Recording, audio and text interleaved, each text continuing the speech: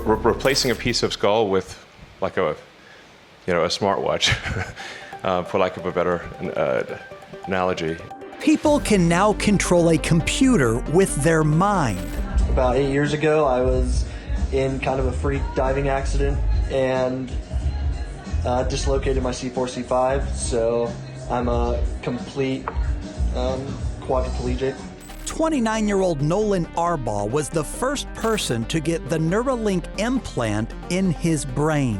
I love playing chess, and so this is one of the things that y'all have enabled me to do. An undeniable step forward for science, but just how we'll use this new technology is still unknown.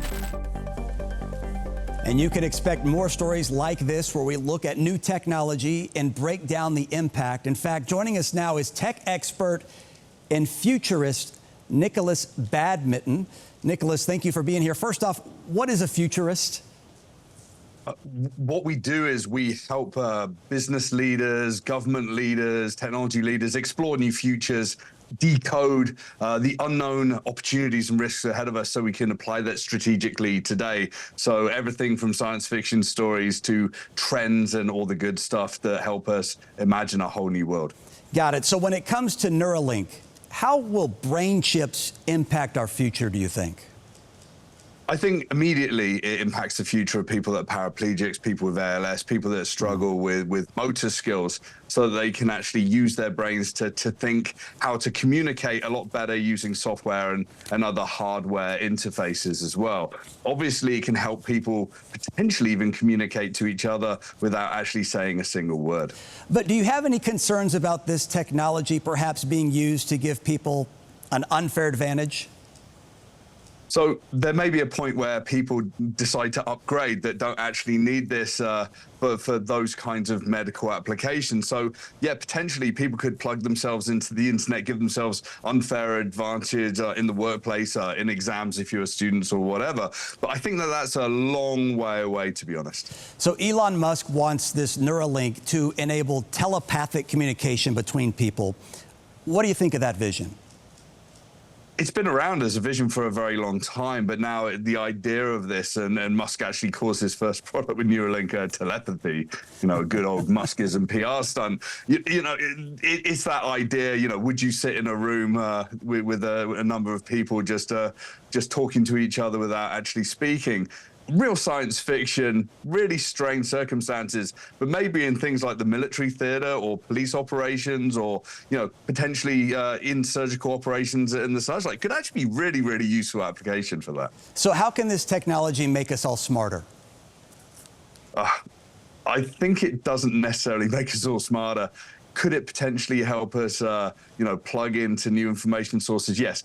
I think we're a long, long way away from these optional upgrades to ourselves getting this kind of technology implanted. And, the FDA is going to make sure that it remains within the medical theater for a long time. So let's dive into another topic concerning our future. We've just heard of, obviously, everyone's heard of the Jetsons, right? So the Jetsons actually predicted everything from Zoom meetings to online classes, even telemedicine and FaceTime.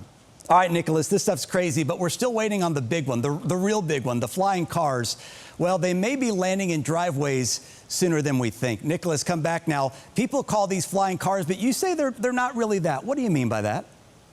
Well, they're not really cars with, four wheels that drive normally on highways, right? These are actually, eVTOLs, so vertical takeoff and lift vehicles, or AAVs, autonomous aerial vehicles. These are things that are going to potentially take between 2 and 6 passengers up into the air from place A to place B. But, it's not that simple in terms of a solution that's going to become every part of our days. So what's the time frame here? When could we start seeing those things zooming around above us? We're already seeing timelines in the next couple of years for demonstrations in places like Dubai and LA and Paris for the Olympics. They're going to do some demonstrations as well.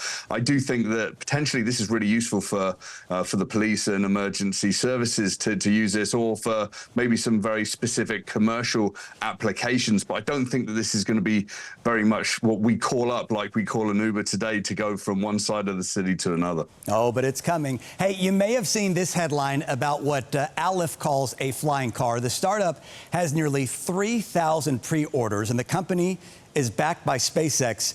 Do you think this will be successful? I think, like any of these new technologies, they're going to test it. They're going to work out what does work and what doesn't work.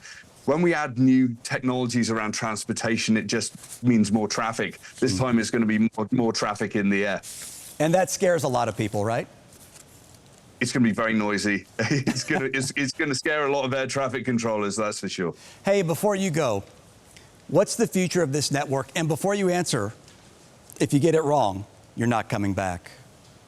Well, I speculate, so I don't predict, but I think that you'll be around for a long time. So it'll be good to follow the journey as we carry along with you. I knew you'd nail that. Nikolas, we do appreciate the time. We should also mention that you have a book called Facing Our Futures. Thank you for being here tonight.